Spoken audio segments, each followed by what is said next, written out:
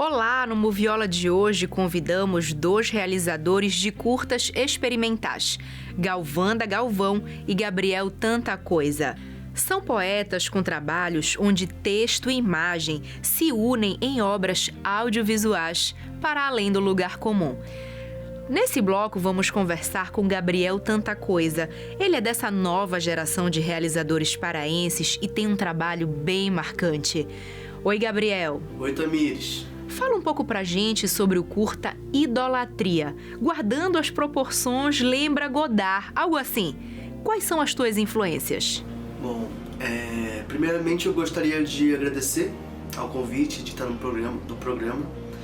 Há muito tempo que eu acompanho o programa e eu fiquei muito feliz quando eu recebi o convite.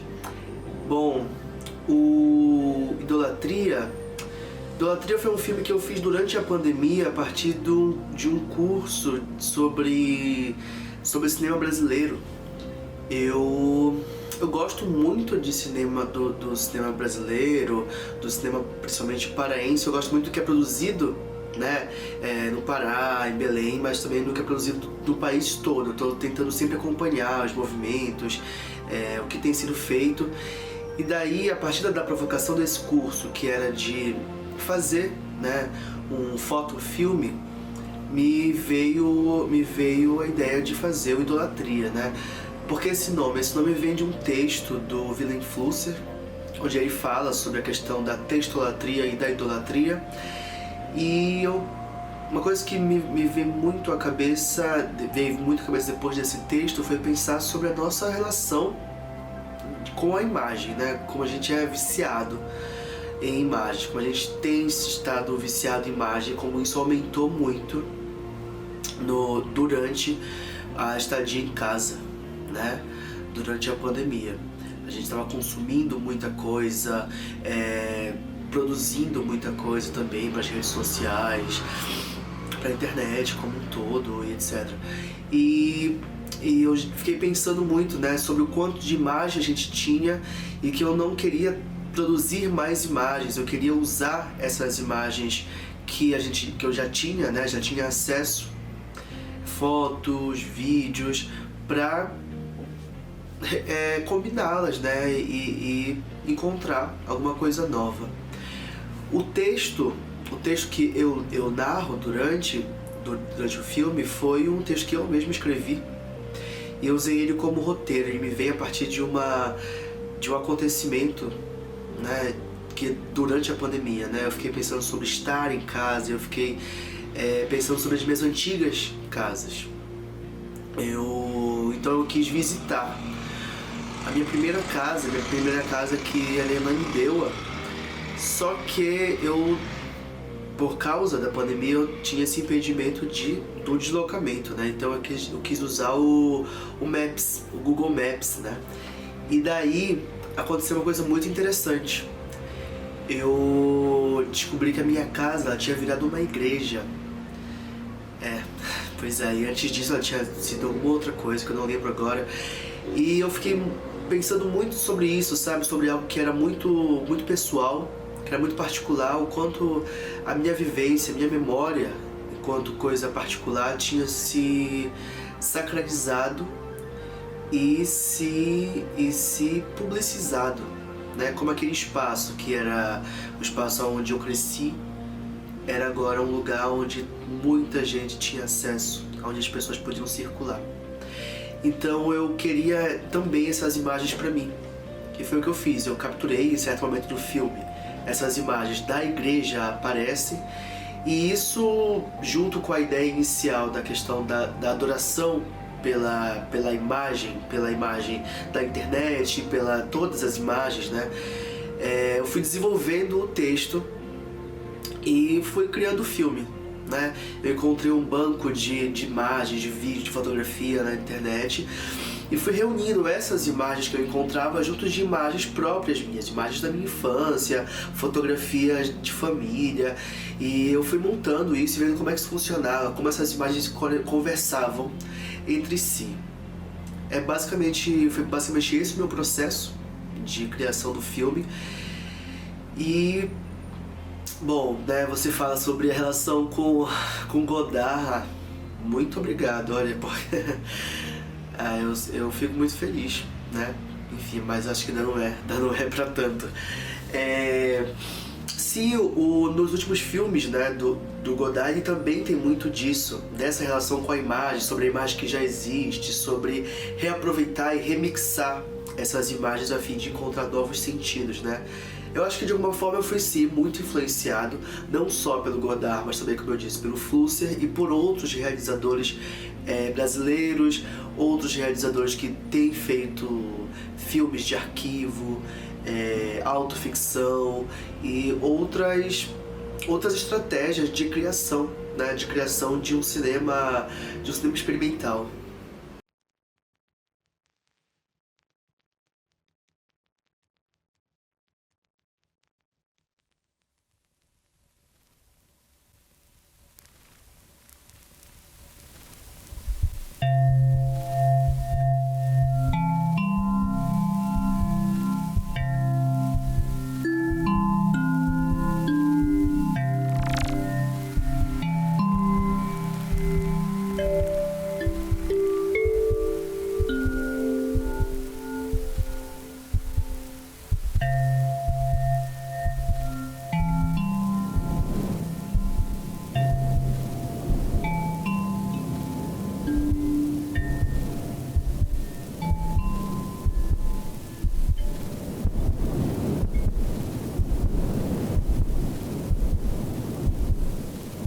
No estado em que este homem se encontra, quando nos aproximamos do seu corpo adoecido, ouvimos o crepitar das imagens que comemoram a ausência do novo e inauguram sua comarca, o distrito das imagens que permanecem.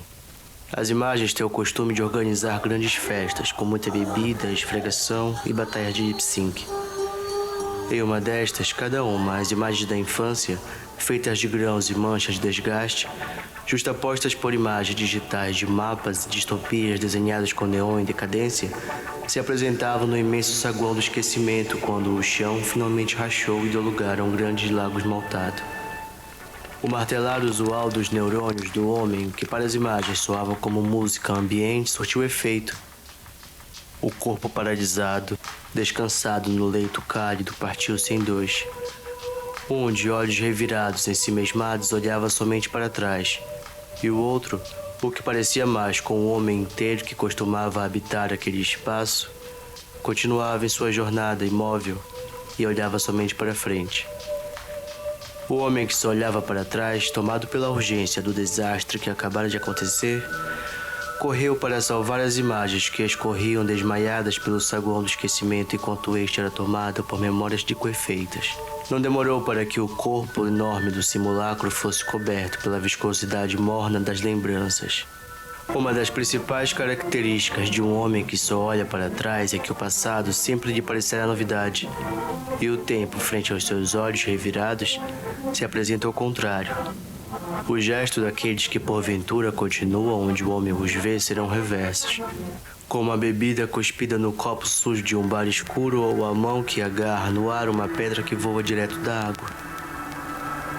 Sem se dar conta de que era a própria causa do acidente, o simulacro acordou em pé enquanto caminhava, sendo levado pelas lembranças que, agarradas em seu braço magro, o faziam acreditar que o passado era sua sorte. Por algum tempo ele caminhou por um lugar imenso e alaranjado, cor de barro seco. Os tijolos descobertos das casas de alvenaria enfeitavam o espaço que para ele parecia infinito e vazio. Tão rápido quanto a superfície da cerâmica queimada apanhava o seu olhar, o ambiente cedia espaço ao verde escuro. A mata permaneceu em seus olhos como a imagem que abandona sua materialidade para penetrar a retina e fazer da memória o seu lar. O passado, assim como os sonhos, é forjado com imagens incompletas, especialmente para os nascidos depois dos anos 2000, já que para esses, após o tratado das imagens técnicas, a memória será renderizada com apenas 70% de sua capacidade, conservando dessa forma mais espaço para as novas imagens, mesmo que essas tenham qualidade duvidosa e sejam mais frágeis. Para o simulacro, informações como essas não faziam diferença, pois ele mesmo trazia em sua natureza as especificações dos acordos contemporâneos das imagens. Então dificilmente perceberá a ausência de sombra em algumas das árvores robustas que compunham aquela encenação. Mais tarde, alguns metros de imaginação depois, o homem fracionado cumprimentou seu passado e este notara que aquele não era a versão integral do sujeito que costumava caminhar pelo pátio de mato baixo em frente à sua antiga casa. Por isso apresentou-se com receio e disfarces a fim de investigar o ocorrido. De frente para o passado, o homem que só olhava para trás foi incapaz de reconhecê-lo, pois aquele era velho e corpóreo e a concretude do passado frente às abstrações das imagens difusas que o homem vê quando só olha para dentro de si pareciam inverossímeis. O passado então vestiu sua antiga casa de igreja a fim de testar o simulacro. Se aquele fosse o homem que costumava visitar escondido aquele espaço durante as madrugadas dormentes, ele notaria que sua intimidade havia sido publicizada. E não apenas isso, mas sacralizado. Inadvertidamente, o simulacro foi abraçado por mulheres e homens que celebravam na casa-templo, convidados a dançar e cantar. Uniu-se a roda de pequeninas criaturas que giravam em torno de si mesmas e apoiavam-se umas nas outras quando o vinho vibrava acima do pescoço. Alienado por seus movimentos rápidos e giros ébrios, o simulacro lançou seu corpo sobre a materialidade oca dos hipócritas. Em uma dessas, arremessado no chão cimentado, um de seus olhos revirados deixou escorrer a luz negra que somente pode existir nos contrários cultivados na retina dos homens que nunca deixaram de olhar para si. Exposto a toda sorte de gozos e deboches, o simulacro, derrotado por sua própria inexperiência e a sordidez do passado, viu o presente desfazer-se num grande ato reverso onde, aos seus olhos, apresentava-se como um gesto assertivo de imaginação. Mas agora era muito tarde e toda a farsa involuntária do homem que só olhava para trás, um simulacro ensimesmado, fragmento de um sonhador moribundo, já fora escrita. E essa era sua pena, que seu destino fosse documentado sem que houvesse chance de qualquer correção gramatical ou ortográfica. O homem que só olhava para trás viu, aos pés do passado, que nascer enquanto sonho e seu sonhador desperto se encontra em reclusão no quarto úmido, com um verde pálido que abandona suas cores progressivamente e não preenche nada além da solidão cultivada nos últimos 2000 dias em isolamento.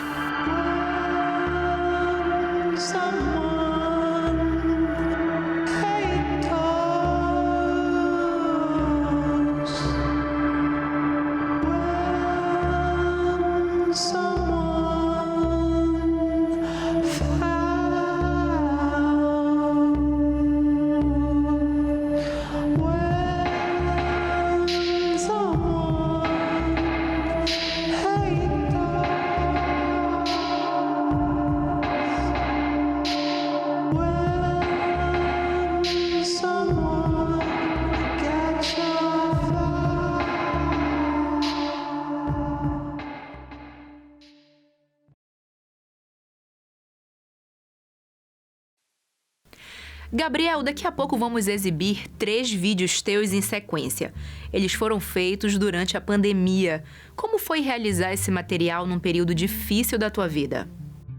Uma coisa importante para pensar, né, sobre os filmes que eu produzi durante a pandemia, acho que tem uma palavra que me deu força, assim, que foi o tédio. O tédio como disparador, né, do processo criativo. Tudo tinha acabado de acontecer, o mundo tinha acabado de entrar, né, em quarentena, e todo mundo muito assustado. E aí em casa, já há algum tempo, acho que foram umas 2 semanas depois que tinha começado a pandemia, eu comecei a me perguntar muito, né, com tanta coisa acontecendo, o que sobrou para as distopias, o que tinha sobrado para as distopias, que foi o nome que eu dei pro primeiro curta que eu fiz durante esse período, né? Que foi um curta que eu produzi muitas imagens, eu tava acordando muito tarde, dormindo muito tarde, então esse tempo que eu tinha, eu aproveitei para filmar, né? Eu acho que filmar foi uma forma de eu conseguir passar por isso, né? Passar melhor por isso, sem enlouquecer mesmo, né?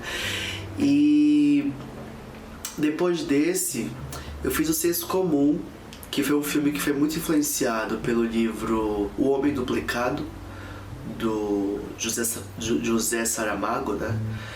Que é isso, né? O homem que encontra consigo mesmo, né? E tem todas as questões éticas, morais e etc. sobre isso, né? Eu fiquei... essa história me toca muito, é algo que eu penso há muito tempo, e acho que naquele momento, né, quando a gente estava tão vivendo com a gente mesmo, essa sensação de encontrar consigo mesmo na madrugada, durante o dia, era algo que muita gente vinha vivendo, e foi algo que eu queria experimentar, né? Eu estava pensando muito sobre isso naquele momento. E daí, quando eu acabei pegando, né, a Covid,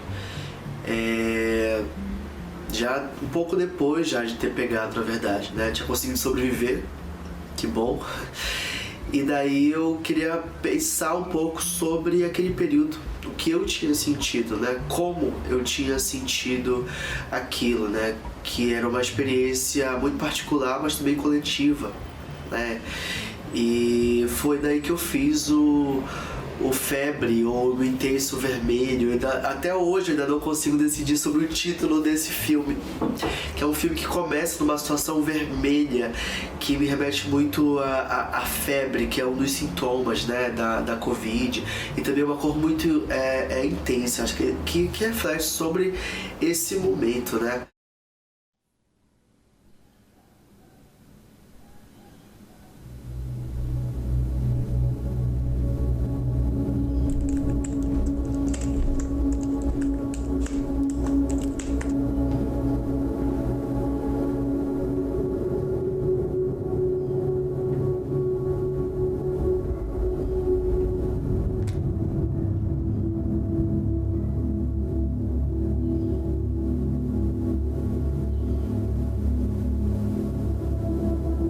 Entra. Senta.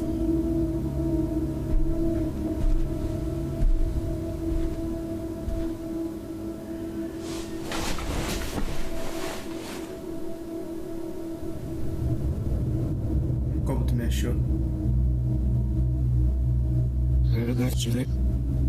Steve.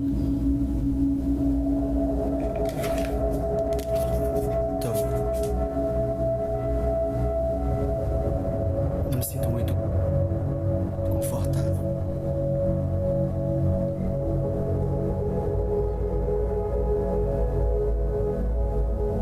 Tá infectado? Tem certeza? Isso. Então coloca.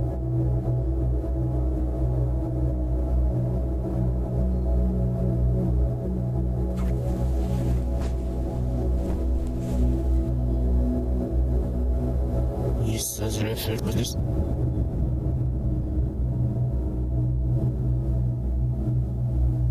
Agora me diz. O que tu vieste fazer aqui?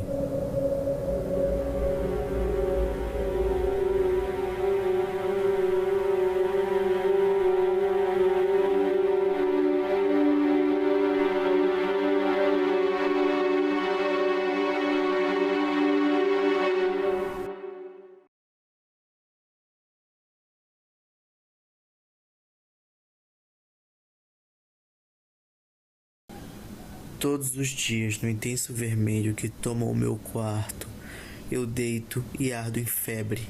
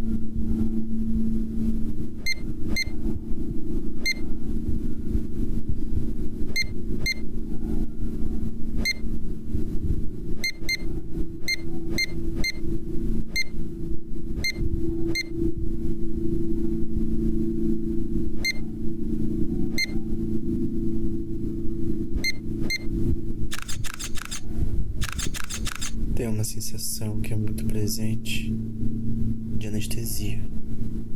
Cabeça confusa, barulhenta. Não tenho mais nem certeza se dói. Começa e termina a mesma coisa várias vezes durante o dia todo. Não sei mais o que eu ouço, o que eu vejo, o que eu como. Eu só sinto a textura do lençol na pele. Até meu olfato o vírus levou. A internet me anestesia.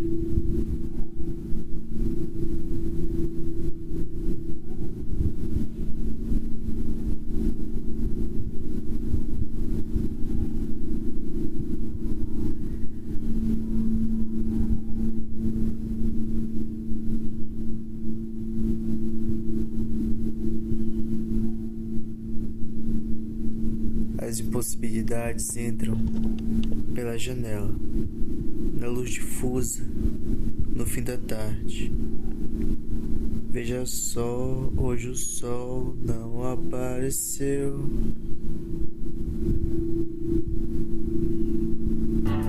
Olha só, hoje o sol não apareceu.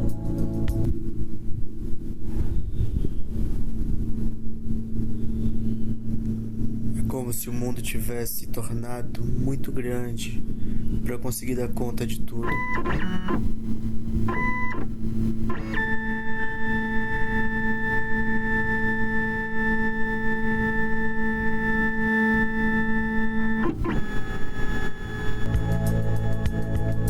É o fim.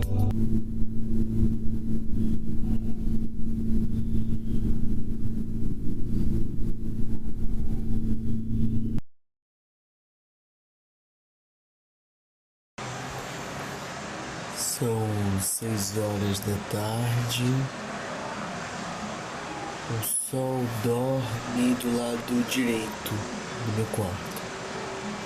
Se eu olhar agora por cima do telhado do vizinho, vou conseguir ver ali, longe. Há uns 100 dias que eu vejo dormir assim. Depois de todo esse tempo de isolamento, torna-se muito difícil olhar para qualquer coisa diferente do que tem se visto nos últimos dias. Não tem uma só mancha nesse quarto que eu já não tenha analisado. É impossível olhar para mim e ver alguém, qualquer coisa, além de uma criatura agora virtual. Minha imagem só ganha forma quando posta em cada um dos pixels da TV, ou do celular, ou do computador. Lá fora segue o estado de calamidade pública. Não há gritos, vozes, músicas ou sussurros. Só há silêncio. O silêncio como onomatopeia da morte. Viver por enquanto é estar em um retângulo. 4x3, 16x9, 2.35 por 1, 4K, 2K, 1080p, 720p, 480p, vermelho, verde e azul. Sejamos todos hipermodernos. O tempo ainda não chegou para mim. Meu dente do juízo ainda não caiu e já arranquei meu único fio de cabelo branco. Ainda não houve um só amanhecer que eu pudesse assistir ao meio-dia. Lavo minhas mãos. E o que sobrou para as distopias?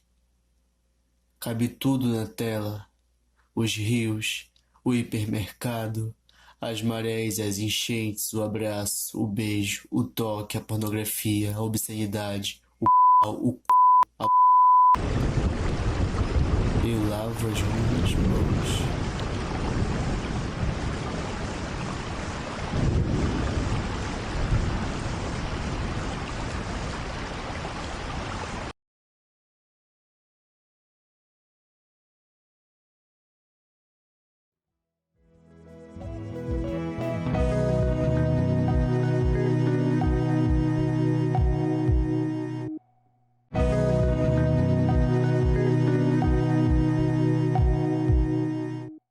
Galvanda Galvão nasceu em Fortaleza, rodou o Brasil todo e veio morar em Belém em 2000.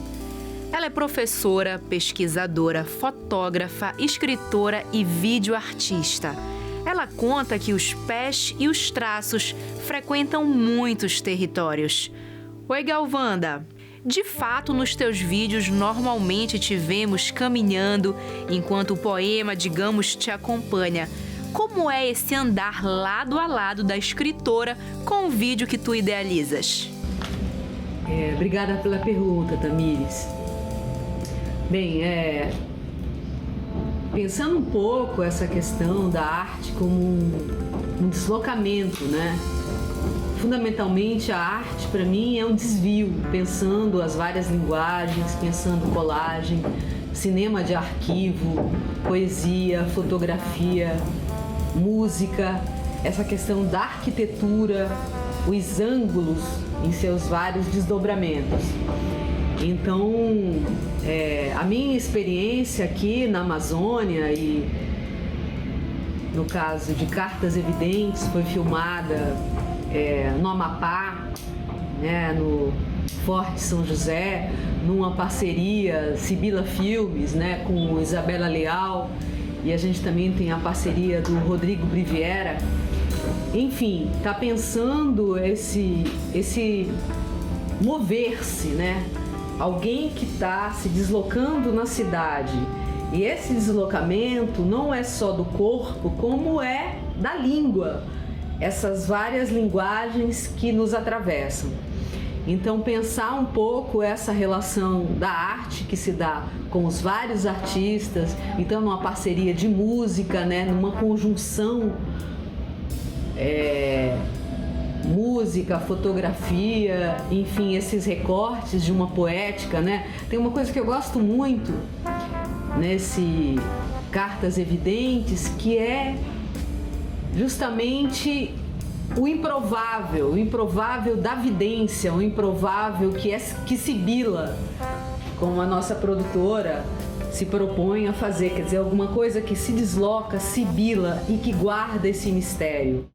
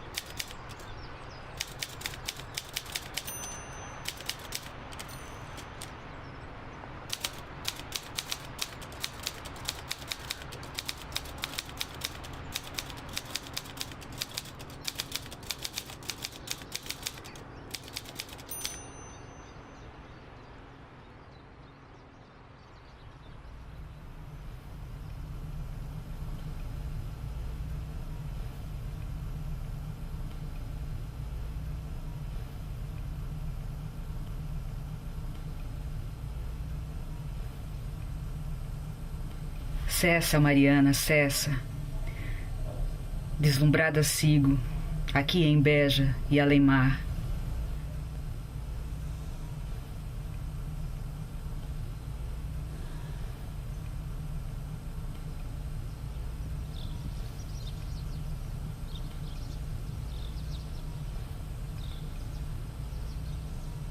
Não poderia esquecer momentos tão belos. Me aqueço nesta paixão insana que te traz a mim.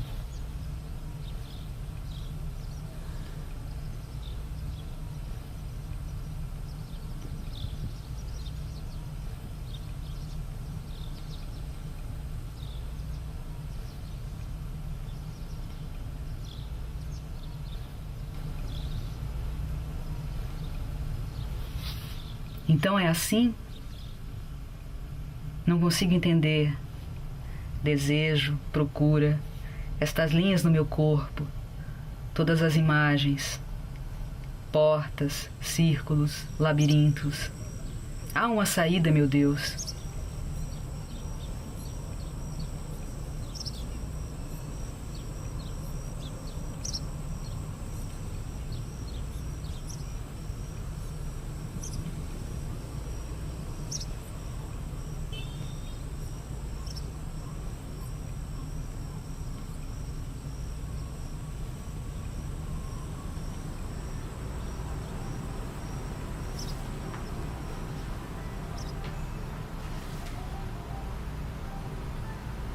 Tanto mar, o que nos separa? A minha voz, o teu silêncio. Como louca estou a escrever.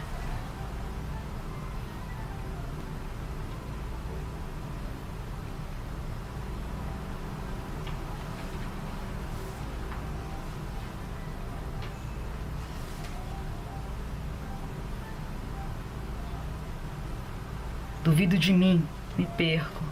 Não fosse essa marca, teu cheiro. 1000 vezes ao dia dirijo a ti os meus suspiros. Eles procuram-te em toda parte.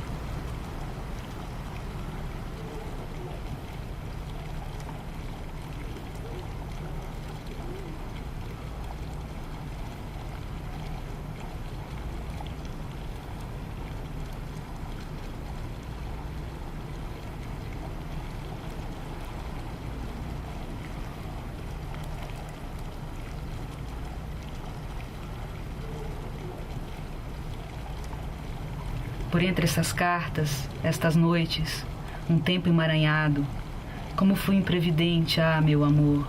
Posso falar de amor?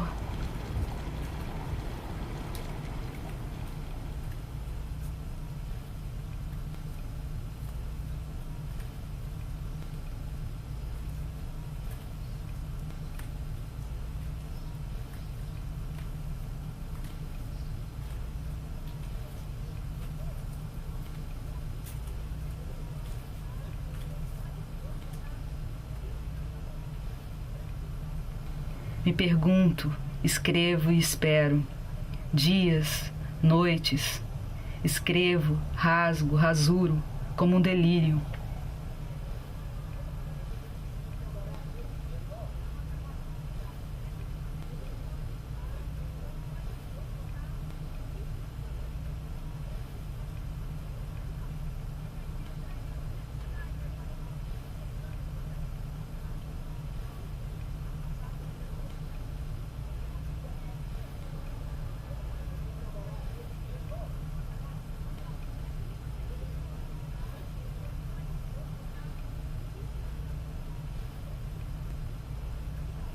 Estou em muitos lugares, meu corpo numa cidade estranha, minha fala ainda e tua ausência latente.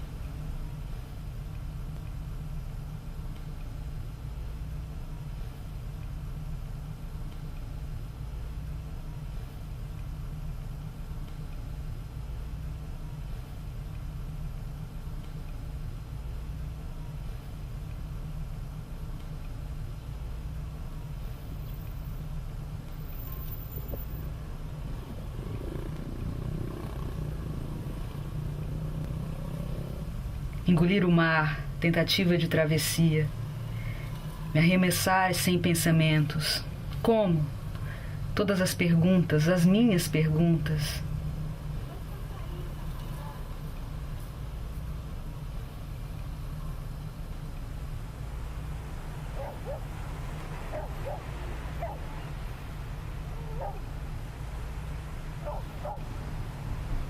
Parece que foi ontem. E não há maiúscula na minha letra que sussurra violada. Estou cá a escrever sem correspondência, meu caro senhor. Sem correspondência. Guardo uma volúpia que não me podem roubar.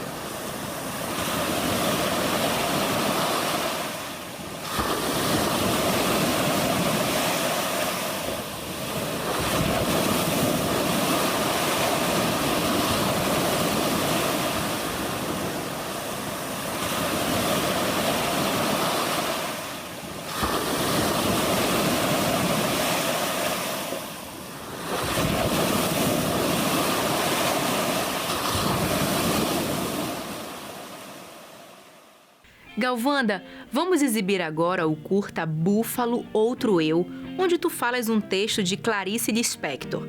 Por que esse texto em particular? Esse trabalho com a Clarice se deu justamente no primeiro ano de pandemia, a gente um pouco aturdido com tudo isso. E eu sugiro até que as pessoas leiam, acessem esse conto que está disponível na rede. E aí esse trabalho com a Clarice se deu aos 100 anos de Clarice. E diz, né, dessa impossibilidade que a gente ainda está vivendo de algum modo, né, com essas restrições, mas que atenta para o poder da arte como esse lugar do impossível, essa utopia.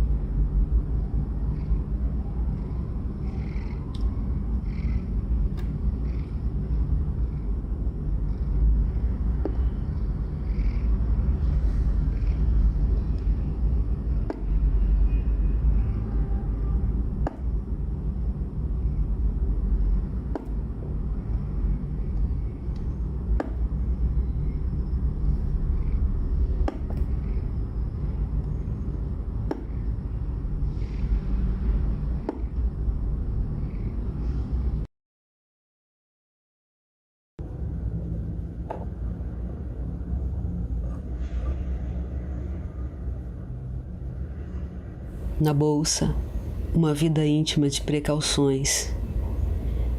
Pensava diante da aérea girafa, aquela carne que se distraíra em altura e distância. Havia tal amor em se manter apenas carne.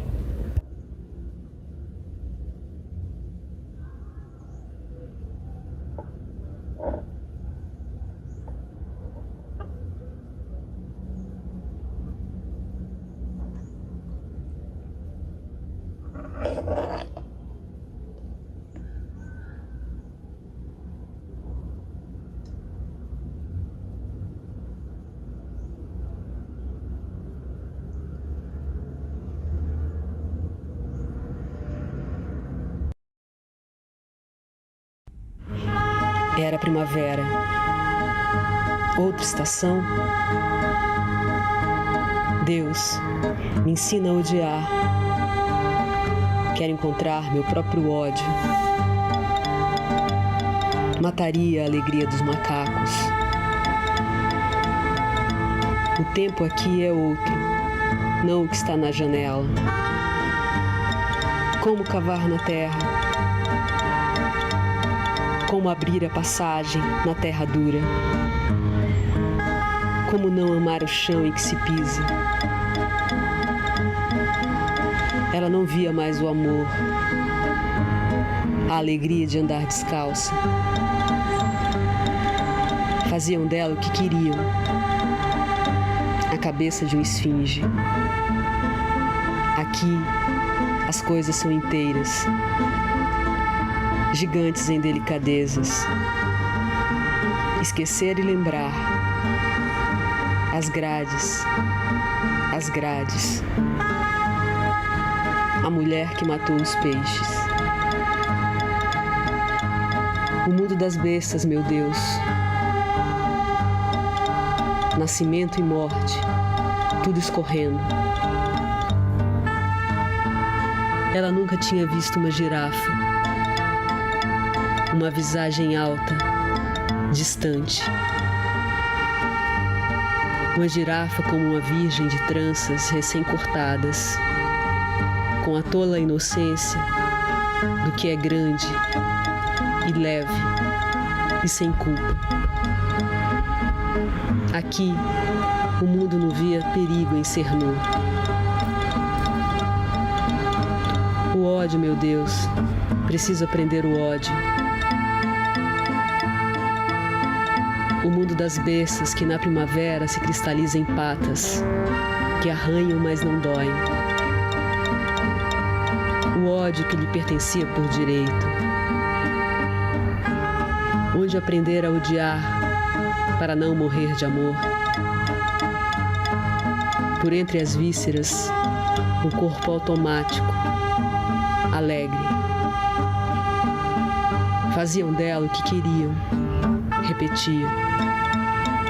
O grito das namoradas, a grande ofensa. O grito das namoradas. Ela poderia ter aproveitado o grito dos outros para dar seu urro de lamento. Ela esqueceu. Ela só teve espanto.